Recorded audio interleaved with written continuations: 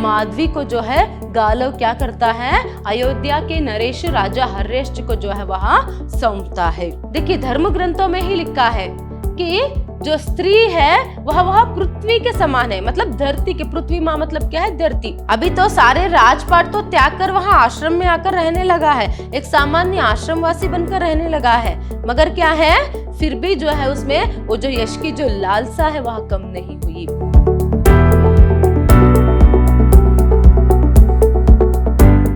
नमस्कार, मैं हूँ हर्षिता, हिंदी लेक्चरर, विद्याश्रम कॉलेज मैसूर। आज हम मैसूर यूनिवर्सिटी के 4th सेमेस्टर BCA की हिंदी पाठ्यक्रम से माधवी नाटक जो है उसे देखेंगे। देखिए अब तक के सेशंस में हमने यहाँ तक जो कहानी या फिर नाटक जो है देखा था कि यहाँ पर माधवी को जो है गालव क्या करता है, अयोध्या के नरेश राजा हर्षेश्वर को जो है वहां सौंपता है। जैसे यहाँ पर क्या है, जब उन्हें पता चलता है कि अयोध्या नरेश जो राजा हर्षेश्वर जो है उनके पास क्या है अश्वमेधी घोड़े है करके, तो वहां जाता है। फिर वहां पर भी क्या है पर माधवी की जांच होती है, उसके गुण लक्षणों का जांच होता है, वहां पर उसे बहुत अपमान होता है। फिर बाद में जब क्या है, पहले राजा को ये विश्वास हो जाता है कि क्या है वो राजयुवती ही है और उसके कोख से जो बच्चा जन्म लेगा वहां यहाँ पर चक्रवर्ती राजा बनेगा करके, तब क्या होता है यहाँ पर वो यहाँ पर मान लेता है कि वो उसे यहाँ पर रखेगा। बाद में पुत्र लाभ होने के बाद जो है वहां घोड़े जो है देगा, मगर उसके पास सिर्फ 200 ही घोड़े थे। पहले क्या है वहां पर गालव नहीं मानता, मगर बाद में माधवी के समझाने पर जो है वह समझ जाता है। फिर क्या होता है यहाँ पर माधवी जो है राजा हर्षेश्वर के पास रह जाती है और गालव वहां से निकल जाता है। इतना जो है पार्ट लास्ट सेशन में हुआ था। चलिए आज आगे का जो पार्ट है हम देखेंगे। देखिए यहाँ पर यहाँ से जो है आपको दूसरा अंक शुरू होता है और दूसरे अंक में जो है पहला दृश्य है। तो फिर से यहाँ पर कथावाचक ही जो है यहाँ पर बोलता जा रहा है। देखिए वो कहता है कि इस भांति देवी और भद्र पुरुषों ययाति पुत्री अयोध्या नरेश की अर्धांगिनी बनी। अभी क्या है इस तरह यहाँ पर ययाति पुत्री माधवी जो है अयोध्या नरेश की अर्धांगिनी जो है वह बनती है। मतलब वहां पर रखने के बाद क्या है अयोध्या नरेश जो राजा हर्ष जो है वो माधवी से शादी करता है। फिर माधवी देवी सचमुच महारानी बन, मतलब माधवी जो है वह सचमुच महारानी बनके राजा हर्षेश्वर के साथ राज सिंहासन पर राजा हर्षेश्वर के साथ वहां बैठती है। समूचे राज्य में उसके सौंदर्य की धूम मच गई। देखिए पूरा अयोध्या राज्य में जो है पर क्या होता है, जो देवी माधवी है, मतलब जो महारानी माधवी है उसके सुंदरता की जो धूम ही है वहां मच गई। मतलब है थी माधवी जो है वह थी उतनी सुंदर। तो ऐसे में देखिए यहाँ पर फिर समूचे राज्य में उसके सौंदर्य की धूम मच गई। प्रजा उसे देख पाने के लिए उमड़ उमड़ आई, मतलब प्रजा जो है पर माधवी को देखने के लिए उमड़ उमड़ कर आते हैं। राजा का हृदय आनंद विभोर हो उठता है। जब क्या है सभी प्रजा माधवी को जो है देखने के लिए आते हैं, तभी राजा का हृदय भी जो है खुशी से भर जाता है। फिर उन्होंने सोचा कि ऐसी सुंदरी को मुक्त कर देना मतलब वो मूर्खता होगी। देखिए तई तो क्या हुआ था, बच्चा जो है पैदा होने के बाद, पुत्र लाभ होने के बाद माधवी को छोड़ देना, मगर फिर से जो है राजा हर्षेश्वर सोच में पड़ जाता है। तो बाद में अगर माधवी को छोड़ना मतलब क्या है, मूर्खता होगी। तो ऐसे में उन्हें पुत्र लाभ होगा और इसी धारणा के साथ वह तरह तरह के उपाय सोचने लगे कि वो कैसे माधवी को राज प्रसाद में ही बनाए रखे। देखिए पर कैसे जो है वहां माधवी को अपने ही राजप्रसाद में मतलब अपने ही साथ बनाए रखे, इसका जो उपाय है वह यहाँ पर ढूंढने लगे। फिर देखिए यहाँ पर धर्म ग्रंथों में स्त्री की तुलना पृथ्वी के साथ की गई है। जिस भांति पृथ्वी संसार भर का बोझ वहन करती है, वैसे ही स्त्री सभी दायित्वों का भार वहन करती है। देखिए कितनी अच्छी बात जो है यहाँ पर लेखक ने लिखा है। देखिए धर्म ग्रंथों में ही लिखा है कि जो स्त्री है वह पृथ्वी के समान है, मतलब धरती के, पृथ्वी माँ मतलब क्या है, धरती। किस तरह धरती संसार के सभी बोझ को सहती है ना, वैसे ही एक स्त्री भी जो है, एक स्त्री भी क्या करती है, अपने सभी दायित्वों का, दायित्व मतलब क्या है पर रेस्पॉन्सिबिलिटीज, अपनी जो जिम्मेदारियां रहती है उसे वहां सहती है, उस बोझ को जो है वहां सहती है। वैसे ही उसकी शक्ति सेवा में है। देखिए यहाँ पर एक स्त्री की शक्ति किसमें है, सेवा में है। पुरुष महत्वाकांक्षी होता है पर स्त्री का वह प्रमुख गुण त्याग है, सेवा है। देखिए पुरुष में जो प्रमुख गुण जो है वह महत्वाकांक्षी है, मगर जो स्त्री रहती है उसमें क्या है, त्याग और सेवा का जो मनोभाव है वह रहती है। उसी से क्या है, उसे उतनी मतलब एक स्त्री को उतनी शक्ति जो है वह मिलती है। इधर माधवी राज सिंहासन पर बैठी और उधर गालव शेष घोड़ों की खोज में चला गया। देखिए यहाँ पर क्या होता है, माधवी जो है राजा हरिश्चंद्र के साथ उसकी विवाह होती है और राज सिंहासन पर बैठती है, मगर गालव जो है शेष घोड़े मतलब बाकी जो घोड़े बचे रहते हैं ना, कैसे उन्हें इकट्ठा करे, तो इसके खोज में वहां और किसके पास हमें क्या है अश्वमेधी घोड़े जो है मिल सकते हैं, इसे खोज में वहां फिर से चला जाता, वो फिर से क्या है यहाँ पर वनों घाटियों को लांघता हुआ गांव गांव नगर घूमता हुआ जो है वहां एक राज्य से दूसरे राज्य जो है वहां चला जाता है। देखिए यहाँ पर स्त्री की गुणों के बारे में बताया कि माधवी भी जो है, अभी माधवी ने क्यों ऐसा कहा कि गालव से कि बाकी लोग क्या है, इस राजा के पास तो हमें वैसे भी बाकी घोड़े नहीं मिलने वाले, इसीलिए बाद में मुझे छोड़ने कहो, बाद में क्या करेंगे दूसरे राजा के पास ऐसे ही करके हम सभी घोड़ों को इकट्ठा जो है करेंगे, मतलब पूरे 800 अश्वमेधी घोड़ों को जो है हम जुटा पाएंगे करके। तो ऐसे में देखिए क्यों यहाँ पर माधवी ने ही यही बात जो है सुझाया, मतलब गालव को मनाया करके, क्योंकि माधवी के अनुसार अभी एक बात तो क्या है, दान में दे दिया है। क्यों दान में दिया, क्योंकि माधवी के अनुसार या फिर माधवी के जरिए जो गुरु दक्षिणा है वो गालव जो है वह जुटा पाए, है ना। तो ऐसे में अभी उसकी जिम्मेदारी है, उसका दायित्व है कि वो घोड़ों को जुटाए ना, इसीलिए उसने ये बात कहा। इसीलिए यहाँ पर क्या है, उसमें सेवा का मनोभाव, त्याग का मनोभाव और अपने मतलब कितने भी कष्ट हो अपने जिम्मेदारी को पूरा करते हैं, सभी बात यहाँ पर आती है। इसी संदर्भ में सीता माँ की और उसके साथ साथ सावित्री की, सत्यवान सावित्री की भी जो बात है यहाँ पर कथावाचक जो है वहां कहते हैं कि किस तरह क्या है, पर एग्जाम्पल अगर सीता की बात कहेंगे, जब राम को वनवास के लिए जाना पड़ा था तभी सीता ने ही क्या है यहाँ पर कहा था कि रुकिए मैं भी आपके साथ चलूंगी। असल में सिर्फ बात थी कि क्या है, राम को वनवास जाना है, मगर सीता भी जाती है, प्रिय भाई जो लक्ष्मण है वो भी उनके साथ जाते हैं, वो अलग बात है, मगर यहाँ पर स्त्री की बात हो रही है, इसलिए सीता की बात मैं बोल रही हूँ। सीता ने क्या कहा था पता है, अगर क्या है आप वनवास करते रहेंगे, मतलब आपके पथ में जो भी बाधाएं जो भी कांटे आएंगे ना, मैं उसे क्या है निकालते हुए मैं आपके सामने जो है चलना चाहती हूँ, ताकि आपके राह जो है यहाँ पर कठिन ना रहे, आपको कुछ कष्ट ना हो। इस तरह से देखिए एक पत्नी होने का जो दायित्व है यहाँ पर सीता माँ निभाती है, ऐसे ही सत्यवान सावित्री भी। तो अभी माधवी भी जो है यहाँ पर कुछ ऐसे ही काम जो है वहां कर रही है। कोई भी स्त्री जो है पर अपने मन से अपनी खुशी से जो है ऐसे सभी काम करने के लिए वो मानती नहीं। अगर देखिए अगर हम देखेंगे तो माधवी के मन में गालव के प्रति प्रेम है, उसके कुछ बातों से जो है हमें स्पष्ट हुआ, लास्ट सेशन में हमने देखा।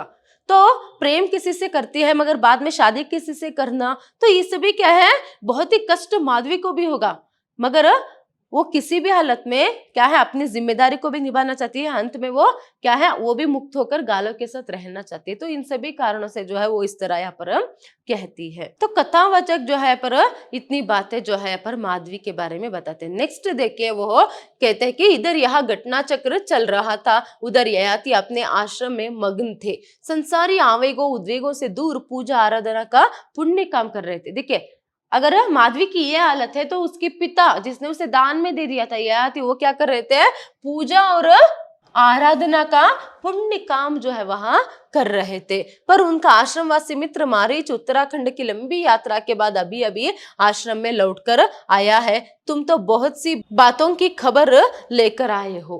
देखिए यहाँ पर अभी क्या है, वो तो पूजा पाठ में मग्न है, मगर उनका जो एक आश्रमवासी मित्र जो है मारीच जिसका नाम है, वो क्या है अयोध्या खंड के पूरा जो यहाँ पर यात्रा है वहां कर कर अभी लौटा है। देखिए यहाँ पर मारीच का नाम जो है आप याद में रखिएगा, तो अभी वो लौटा है। तो ऐसे में ययाति कहते हैं कि क्या है, तुम तो बहुत सी बातों को खबर को जो है अपने साथ लेकर आए हो करके। क्यों ऐसे यहाँ पर ययाति कहते हैं, क्योंकि मारीच जो है वहां कहते हैं कि क्या है अभी अयोध्या खंड में सभी जो है पर उत्साहित है और सभी जो है माधवी को पुत्र लाभ होने का जो इंतजार है वहां कर रहे हैं। इस तरह से भी कहने पर जो है क्या है ययाति इस तरह बात जो है कहता है। देखिए अभी वो जो आश्रम है उसका जो वर्णन है अभी आगे से होता जाता है। तो ऐसे में ययाति और मारीच उन दोनों में बातचीत जो है यहाँ पर चलती है। देखिए फिर मारीच के कंधे पर हाथ रखकर बताओ तो उत्तराखंड में लोग मेरे दान दक्षिणा के संबंध में क्या सोचते हैं, वहां पर पता तो चल गया होगा।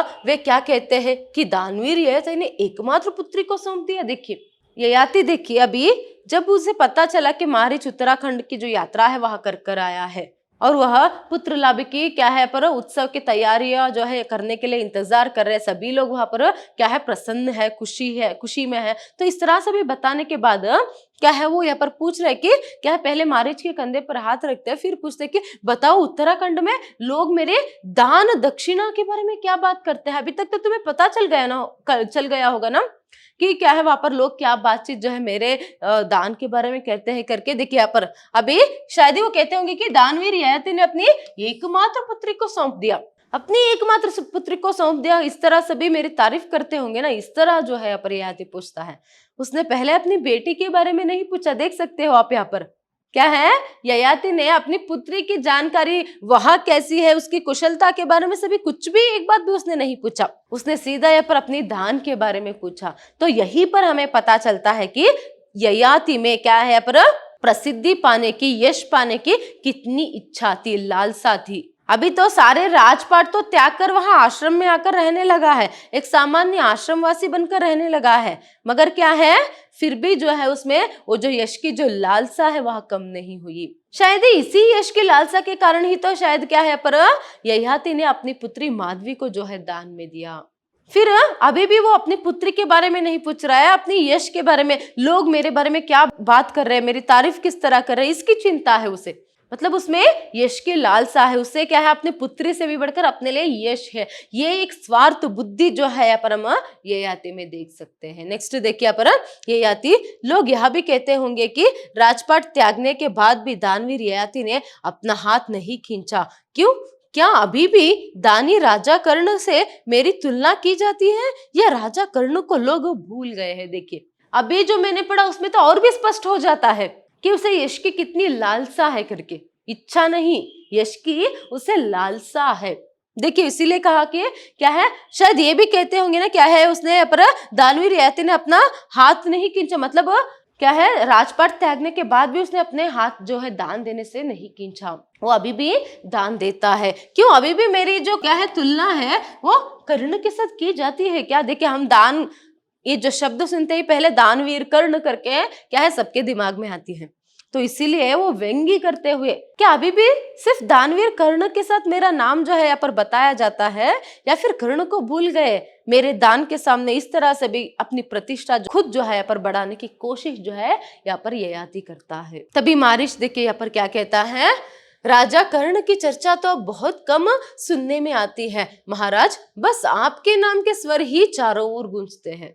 मतलब जब ययाति ने अपनी पुत्री को ही दान में दे दिया तो ऐसे में हर जगह क्या है पर ययाति की वाहवाही होने लगी दानवीर करके। तो इसलिए महाराज भी कह रहा है कि क्या है, कर्ण का नाम तो बहुत ही कम सुनाई पड़ता है, ज्यादा जो है आप ही का नाम जो है चारों तरफ जो है पर छाई हुई है, इस तरह वह कहता है। तभी ययाति मुस्कुराकर हार्दिक संतोष के साथ, मैं जब सिंहासन पर बैठा था ना तो मन ही मन प्रण ली थी कि मैं इतना दान दूंगा, इतना दान दूंगा कि लोग कर्ण को भूल जाएंगे। देखिए वो कहता है जब मैं राज सिंहासन पर बैठा था तब मैंने मन ही मन प्रण लिया था, मन ही मन मैंने क्या है ये सोच लिया था कि क्या है मैं इतना दान दूंगा, इतना दान दूंगा कि लोग क्या है पर कर्ण को भूल जाएंगे।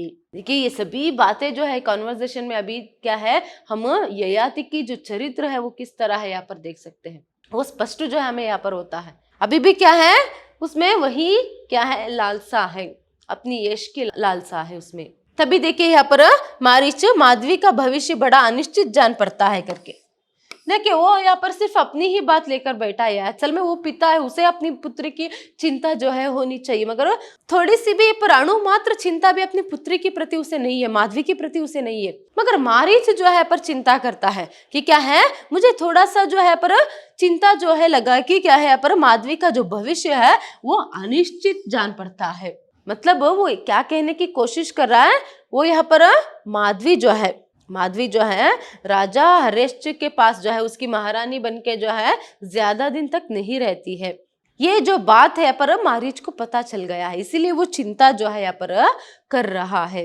तभी देखिए यहाँ पर ययाति क्या बोलता है कि क्यों? तुम ही तो बता रहे हो कि राजा हर्षचंद्र ने उसे अपनी पटरानी बना लिया है। पंडितों की भविष्यवाणी तो सच निकली। मतलब उसने तो पटरानी बना ली है ना हर्षचंद्र ने, फिर क्यों चिंता करना। पंडितों ने जो भविष्यवाणी किया था कि वो पटरानी बनेगी, उसके कोख से चक्रवर्ती राजा जो है बच्चा जो है पैदा होगा, इस तरह से भी वो तो अभी सच निकल रहा है ना करके। तभी मारीच, हाँ महाराज, किंतु अयोध्या के राजा ने केवल 200 घोड़े ही क्या है देने के लिए स्वीकार किया है।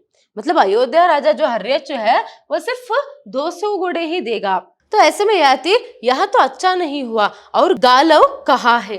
मतलब अभी जो है ययाति को जो असल बात है वो पता चलता, वो कहता है कि ये तो अच्छा नहीं हुआ, गालव ने क्या कहा करके। तभी मारीच, कुछ समय पहले गालव हमारे एक आश्रमवासी को काशी के निकट मिला था, बता रहा था कि काशी के राजा के पास भी अश्वमेधिक घोड़े हैं। देखिए अभी वो बात जो है वो बोल रहा है कि हाँ गालव ने क्या कहा करके, ययाति ने कहा ना, इसीलिए मारीच बोल रहा है। कुछ समय पहले जो है हमारे एक आश्रमवासी को जो है, पराश्रमवासी मित्र को जो है गालव जो है काशी में मिला था। कहाँ मिला था? काशी में मिला था। और उसने कहा कि काशी नरेश के पास भी कुछ अश्वमेधी घोड़े है करके। तभी देखिए ययाति क्या कहता है, काशी नरेश के पास, उसके पास अश्वमेधी घोड़े कहाँ होंगे? काशी तो यूं भी छोटा सा राज्य है। अपने राज्य काल में तो हम काशी नरेश को राजा ही नहीं मानते थे। देखिए जब मारीच ये बात बोलता है तभी ययाति को उस पर विश्वास नहीं होता और वो कहते हैं कि क्या काशी तो बहुत ही छोटा सा राज्य है और क्या है उसके पास अश्वमेधी घोड़े कहाँ से हो सकते हैं। और हमारे समय में तो मतलब क्या है, जब ययाति राजा था, ययाति के राज्यकाल में वो कहता है कि हम तो काशी नरेश को राजा ही नहीं मानते थे करके। तभी मारीच, महाराज यह बड़ी चिंता की बात है। मतलब क्या है, हाँ मगर उसके पास है, मगर ये बहुत ही चिंता की बात है। ययाति, क्या मारीच, शेष घोड़ों के लिए यदि माधवी को किसी अन्य राजा के पास रहना पड़ा तो अच्छा नहीं होगा। यहाँ आपकी भी मर्यादा का प्रश्न है, वह राजकन्या है, यही उचित है कि वह अयोध्या नरेश की महारानी ही बनी रहे। देखिए यहाँ पर मारीच जो है एक रिक्वेस्ट जो है यहाँ पर क्या है माधवी के लिए करता है। अगर देखो ऐसे ही मतलब और बाकी घोड़ों को जुटाने के लिए, शेष मतलब बाकी घोड़ों को जुटाने के लिए माधवी को अलग अलग राजाओं के पास रहना पड़ा तो ये बहुत ही बुरी बात है। और आपके भी क्या है मर्यादा का प्रश्न है, वो क्या है उचित नहीं होगा, माधवी के साथ ऐसा होगा तो सही नहीं होगा करके मारीच जो है चिंता जो है पर कर रहा है माधवी की। तभी देखिए ययाति क्या कहता है कि तो इसमें मैं क्या कर सकता हूँ, तो इसमें मैं क्या कर सकता हूँ करके। तभी मारीच, मैं अयोध्या के महाराजा से मिला था, उनकी हार्दिक इच्छा है कि माधवी उन्हें के पास बनी रहे, पर उसमें वे आपकी सहायता चाहते हैं, इसमें माधवी का भविष्य सुनिश्चित हो जाएगा। देखिए मारीच जो है पर एक नई सलाह जो है ययाति को दे रहा है कि क्या है, वो राजा हर्षचंद्र से भी मिलकर आए। कौन? मारीच। तो हर्षचंद्र के मन में भी जो है माधवी को क्या है पर मुक्त करने की इच्छा नहीं है। तो ऐसे में क्या है वो माधवी को, वो सर्वांग सुंदरी जो माधवी है उसे अपनी पटरानी ही बनाकर रखना चाहते हैं। तो ऐसे में क्या है पुत्र लाभ के बाद भी जो है पर माधवी उसी के पास रहे, ये इच्छा जो है हर्षचंद्र के मन में है। तो ऐसे में वो आपकी सहायता चाहते, किसकी? राजा हर्षचंद्र ययाति की सहायता जो है इस काम के लिए चाहते हैं। तो तभी आती, मैं क्या सहायता कर सकता हूँ, तो ऐसे में मैं क्या सहायता कर सकता हूँ भला करके। तभी मारीच, यदि आप ऋषि विश्वामित्र से अनुरोध करें कि वे शेष घोड़ों का आग्रह छोड़ दे तो माधवी को कहीं और नहीं जाना पड़ेगा, विश्वामित्र आपकी बात मान लेंगे। देखिए पर राजा ययाति भी कोई छोटा मोटा राजा नहीं है, है ना। तो ऐसे में यहाँ पर राजा हर्षचंद्र और मारीच जो है यहाँ पर क्या सोच रहे हैं, या फिर उनके अनुसार मारीच जो है पर ययाति से क्या जो एक सलाह जो है वह दे रहा है ययाति को कि क्या है, आप अगर विश्वामित्र से मिलकर, कौन है विश्वामित्र? गालव का गुरु है। तो विश्वामित्र ने जो है गालव से 800 अश्वमेधी घोड़ों को जो है मांगा था। तो ऐसे में क्या है, अगर आप विश्वामित्र से मिलकर जो है बात करेंगे, बाकी जो घोड़े हैं उनसे क्या है पर आप नहीं चाहिए करके ऐसे बताएंगे, मतलब गालों को ऋण मुक्त कर देंगे, तो क्या हो जाएगा, वो 200 घोड़े में ही मान ले और गालों को ऋण मुक्त कर दे, तो ऐसे में माधवी जो है कहाँ पर? अयोध्या में ही बनी रह सकती है, वो अयोध्या की पटरानी बनकर रह सकते हैं। इस तरह से भी मारीच जो है कहता है। तभी देखिए यहाँ पर ययाति, क्या अयोध्या नरेश मेरी परीक्षा लेना चाहते हैं? देखिए अयोध्या नरेश मतलब कौन है यहाँ पर? राजा हर्षचंद्र। क्या वो मेरी परीक्षा लेना चाहते हैं क्या करके? क्या वे चाहते हैं कि मैं विश्वामित्र से कहूं कि अपनी गुरु दक्षिणा का हट छोड़ दे? देखिए क्या वो चाहते हैं कि मैं विश्वामित्र से ये कह दूं कि वो अपनी गुरु दक्षिणा का हट छोड़ दे और गालव से कहूं कि अपनी प्रतिज्ञा छोड़ दे? और गालव से अपनी प्रतिज्ञा मतलब वो क्या है, पर उसने जो प्रॉमिस किया था, मतलब अपने गुरु को जो वचन दिया था कि आप जो मांगोगे मैं वो दूंगा करके, तो उसे भूलने के लिए मैं कह दूं क्या फिर, ताकि ययाति की बेटी पटरानी बन सके? मतलब ययाति की बेटी मतलब कौन है पर, माधवी जो है वह पटरानी बन सके। क्या अयोध्या नरेश चाहते हैं कि देश भर में मेरे नाम पर कीचा पोता जाए? वे चाहते हैं मैं उनके सुख के लिए अपने कर्म से गिर जाऊं। देखिए अभी ययाति जो है कैसे जो है वह बात कर रहा है करके, वो कह रहा है कि क्या है पर मैं स्वार्थी बन जाऊं, और क्या है देखो ययाति ने क्या किया पर, दान में तो दे दिया मगर बाद में क्या है अपनी बेटी के प्रलोभन में पड़कर उसने क्या किया, उसकी बेटी जो है पटरानी ही बनकर रहा है। ऐसे स्वार्थ में पड़कर क्या है वो विश्वामित्र के सामने गिड़गिड़ाया, या फिर क्या है गालों को जो है पर उसके प्रतिज्ञा को भूलने के लिए कह दिया। ऐसे क्या है मुझ पर जो है कीचड़ क्या है पर लगे, इस तरह चाहते हैं क्या आप लोग करके यहाँ पर ययाति जो है पूछता है। तभी देखिए मारीच, इसमें माधवी का हित है महाराज। देखिए मारीच सिर्फ एक ही कारण से ये बात जो है बोल रहा है कि ताकि माधवी को अलग अलग राजाओं के साथ रहना ना पड़े। और ऐसे में ययाति देखिए कैसे बोल रहा है, उसे माधवी से भी ज्यादा जो है अभी भी अपनी यश के बारे में, अपनी प्रतिष्ठा के बारे में ही क्या है उसे चिंता है। तो ऐसे में वो बोलता है कि क्या है मैं तो ऐसा करूंगा, तो मैं अगर विश्वामित्र के पास जाऊंगा तो मुझ पर कीचड़ उतर लग जाएगा, इस तरह से भी करके। तभी क्या है मारीच कहता है मगर क्या है इसमें माधवी का ही भलाई है करके। तभी देखिए ययाति, मारीच तुम्हें माधवी की बहुत चिंता है, वो प्रश्न कर रहा है मारीच से कि तुम्हें चिंता है माधवी की करके। तभी मारीच, माधवी मेरी आंखों के सामने खेलकर बड़ी हुई है। देखिए माधवी जो है वह मेरे आंखों के सामने खेलकर बड़ी हुई है, मेरे पुत्री समान है, तो ऐसे में तो मैं उसे ऐसे कष्ट में कैसे देख सकता हूँ, इस तरह जो है पर मारीच बोल रहा है। देखिए मारीच यहाँ पर असली जो पिता है वह नहीं है, मगर फिर भी वो क्या है माधवी के बारे में इतना चिंता जो है कर रहा है, मगर ययाति जो है उसे तो सिर्फ अपनी यश की ही चिंता लगी है। तभी देखिए ययाति यहाँ पर क्या कहता है कि माधवी निश्चय ही किसी राजा की पटरानी बनेगी, पर मारीच यदि माधवी किसी राजा की महारानी नहीं भी बन पाई तो मैं उसका स्वयंवर रचाऊंगा, यही इसी आश्रम में देश भर के राजाओं राजकुमारों को आमंत्रित करूंगा। माधवी जिसे चाहे अपना वर चुन ले, समस्त आर्यवर्ता जान जाएगा कि ययाति राजपाट त्याग देने के बाद भी हर बात में सबसे आगे है। ययाति का आश्रम अभी भी उसकी राजधानी के समान है। देखिए पर जब मारीच ने कहा कि अगर आप ऐसे करेंगे मतलब क्या है विश्वामित्र के पास जाएंगे तो क्या हो जाएगा, रिक्वेस्ट करेंगे, तो अगर वो क्या है वो अगर अपना हट छोड़कर जो है 200 घोड़े में ही अपनी गुरु दक्षिणा पूरा समझे तो क्या हो सकता है यहाँ पर माधवी एक ही राजा के साथ बनी रहेगी। तो ऐसे में यहाँ पर ययाति जो है उसमें भी अपना यहाँ पर जो हार है वो देख रहा है, मतलब उसकी अपयश हो जाएगी। तो इसीलिए वो यहाँ पर क्या कह रहा है फिर से, कोई बात नहीं अगर वो पटरानी नहीं बनी रही तो ऐसे में वो किसी भी राजा की तो पटरानी बनेगी ना, अगर फिर भी नहीं मतलब वो किसी मतलब मारीच ने कहा था ना अलग अलग राजाओं के पास उसे रहना पड़ेगा करके। तभी देखिए एक ययाति एक पिता होने के कारण या फिर एक पिता होने के बावजूद वो किस तरह बात कर रहा है कि क्या है ठीक है कोई बात नहीं, ऐसे में तो अगर क्या है वो उतने राजाओं में जितने भी राजाओं के पास उसे रहना पड़ेगा उतने राजाओं में किसी की तो पटरानी वो बन जाएगी ना। अगर नहीं भी बनेगी तो क्या करूंगा मैं यहीं पर इसी आश्रम में उसके जो यहाँ पर स्वयंवर जो है वह रचाऊंगा, इसी आश्रम में रचाऊंगा।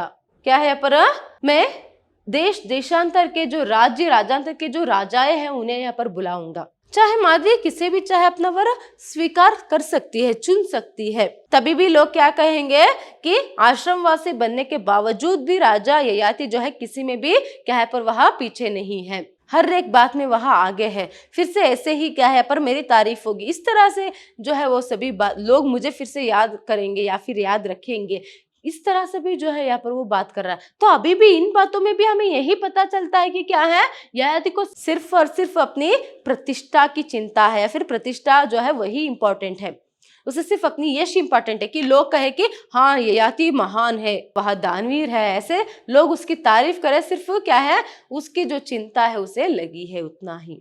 देखिए अभी तक मारीच और ययाति में उनके आश्रम में ये बातचीत होती ही रहती है, तभी क्या होता है, नेपथ्य में शोर, घोड़ों की टाप, मतलब नेपथ्य में से कुछ आवाज जो है, मतलब मानो आश्रम के बाहर कुछ शोर जो है मच रहा है, घोड़ों की कुछ भागने की जो आवाज है वो सुनाई दे रहा है। इस तरह से ये आवाज क्या है, ययाति इस तरह पूछता है। तभी मारीच बाहर की ओर देखते हुए, बहुत शोर है महाराज, लगता है जैसे बहुत से घोड़े दौड़ते चले आ रहे हैं, मतलब वो भी ऐसे बाहर की तरफ देखते हुए, हाँ महाराज बहुत से शोर है, ऐसा लगता है कि बहुत सारे घोड़े जो है वहां दौड़े आ रहे हैं, इस तरह से वो कहता है। तभी आश्रम के पारिचारक का प्रवेश, पारिचारक महाराज ययाति यह शोर कैसा है। देखिए ऐसे में जो पारिचारक जो सेवक रहता है उसका प्रवेश भी होता है। तभी ययाति जो है उसे पूछते हैं कि ये कैसा शोर है करके। तभी पारिचारक, बीसियों घोड़े हैं महाराज, अश्वमेधी घोड़े इसी ओर आ रहे हैं, 10-20 नहीं महाराज, सैकड़ों घोड़े हैं। देखिए वो सेवक है वो क्या कहते हैं, 20 घोड़े, मतलब बहुत सारे घोड़े हैं महाराज, एक दो नहीं, क्या है, 100 के तादाद पर है, तो वो इसी ओर तेजी से भागते आ रहे हैं करके। एक आश्रमवासी का प्रवेश हाफ रहा है, तो ऐसे में क्या है, और एक आश्रमवासी का भी प्रवेश वहां पर होता है जो हाफ रहा है। तो ऐसे में ययाति किसके घोड़े हैं, कहाँ जा रहे हैं, देखिए ययाति क्या कहता है, किसके घोड़े हैं, कहाँ जा रहे हैं। तभी आश्रमवासी, अश्वमेधी घोड़े हैं महाराज, अयोध्या से आ रहे हैं, ऋषि विश्वामित्र के आश्रम की ओर ले जा रहे हैं। देखिए पर शायद अभी आपको समझ में आ गया होगा, वो क्या कहता है, वो अश्वमेधी घोड़े हैं और महाराजा जो है वह अयोध्या से आ रहे हैं, ऋषि विश्वामित्र के आश्रम की ओर जो है उन्हें ले जा रहा है। मतलब क्यों यहाँ पर अयोध्या से, मतलब राजा हर्षवर्धन ने वो घोड़े दिए हैं, तो सैकड़ों के तादाद पर मतलब क्या है, वो 200 घोड़े हैं। मतलब यहाँ पर क्या हुआ है, माधवी को पुत्र लाभ हो गया है और राजा हर्षवर्धन ने अपने वादे के अनुसार पर क्या किया है, गालों को 200 घोड़े दे दी है। और वही घोड़े जो है किस तरफ जा रहे हैं, ऋषि विश्वामित्र के आश्रम की तरफ भागे जा रहे हैं। तभी देखिए यहाँ पर ययाति, ओ तो इसका मतलब हुआ, मतलब इसका मतलब क्या हुआ, मारीच की माधवी देवी को पुत्र लाभ हुआ है और अयोध्या नरेश ने अपने वचनानुसार 200 घोड़े दिए हैं। अभी भी समय है महाराज, विश्वामित्र से गालों को ऋण मुक्त करवाइए, माधवी अयोध्या नरेश के पास ही बनी रहेगी, उन्हीं की महारानी बनेगी। देखिए मारीच कह रहा है कि इसका मतलब क्या है, अभी माधवी को पुत्र लाभ हो गया है और वचनानुसार हर्षवर्धन ने क्या किया, 200 घोड़े गालों को दे दी है, मगर अभी भी समय है महाराज, सोचिए आप माधवी के बारे में, जाकर मिलिए विश्वामित्र से, उनसे बात कीजिए, तभी क्या हो सकता है, यहाँ पर माधवी अयोध्या नरेश के पास ही बनी रह सकती है। तो इस तरह अपनी बेटी की जो जिंदगी है उसे सुधारिए, उसे बर्बाद होने से बचाइए, इस तरह से भी मारीच रिक्वेस्ट कर रहा है। मगर ययाति है कि देखिए ययाति उचित क्या है और अनुचित क्या है, इसका ज्ञान ययाति को तुमसे अधिक है। देखिए क्या कह रहा है यहाँ पर ययाति कि उचित क्या है और अनुचित क्या है, इसका ज्ञान तुमसे भी ज्यादा ययाति को है। देखिए यहाँ पर ययाति बार बार वो ययाति इस तरह कह रहा है कि उसमें ईगो ज्यादा है, यहाँ पर स्पष्ट हो जाता है, मैं करके जो अहंकार है और अपनी यश की जो लालसा है बहुत ही ज्यादा है, यहाँ पर स्पष्ट जो है हमें हो जाता है इस सीन में। यहाँ पर बोल रहा है कि मुझे पता है सही क्या है, उचित मतलब सही, अनुचित मतलब गलत क्या है, मुझे सब कुछ अच्छे से पता है, मुझे मानो वो कह रहा है कि तुमसे जानने की जरूरत नहीं है और मुझे कुछ मत समझा, ऐसे वो बोल रहा है। तभी इस बात को सुनकर क्या है, यहाँ पर मारीच भी चुप हो जाता है, तभी उसका प्रस्थान होता है और उसके बाद पर्दा भी गिरता है। इसका मतलब क्या है, यहाँ पर दूसरे अंक में जो पहला दृश्य है यहाँ पर समाप्त होता है। आज के लिए इतना ही, आगे की जो पार्ट है वहां नेक्स्ट सेशन में देखेंगे। धन्यवाद।